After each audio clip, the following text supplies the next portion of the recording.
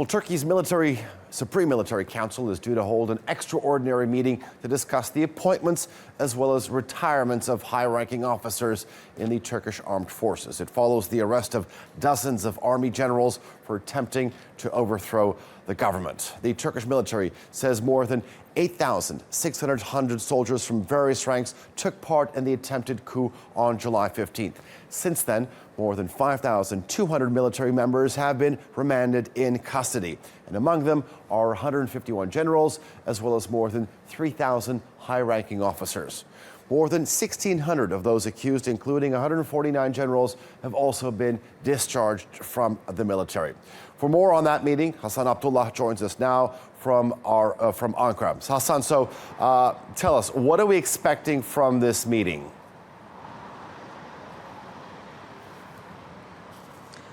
Ali-Jan, this meeting's primary focus is going to be to look at the post-coup situation, to assess any potential threat that may still exist, because there have been statements from government officials saying that there may still be some elements who may try and destabilize the government.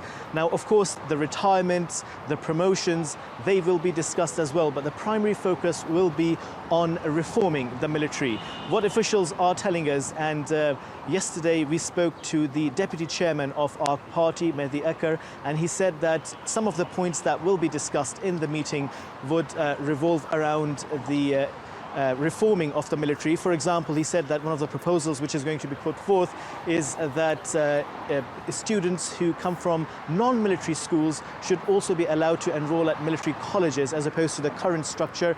Other than that, there's going to be a lot of vetting. Now, the military has already announced over 1,600 officers and non-commissioned officers who are going to be sacked, but we understand that another 1,000 or so people will be scrutinized. Some lists have been prepared and those people are being scrutinized. Also, the meeting is going to look at those people who were directly involved in the coup attempt and those people who may have felt that they simply had to follow the unity of command and they were simply obeying orders. The government is saying that it is going to be differentiating between the two.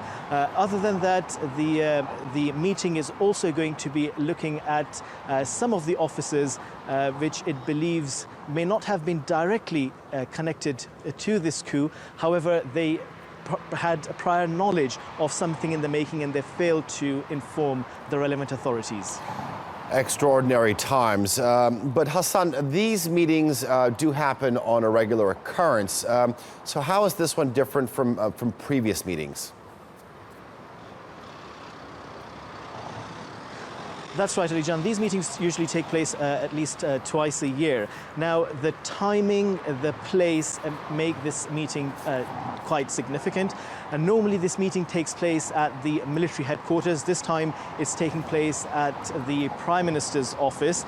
The meeting was supposed to take place in August. However, it was moved forward because of the post-coup situation, so the timing has changed. Also, some of the members of YASH, which is the Supreme Military Council, are not going to be attending this meeting because some of them have been discharged, while others are currently being investigated.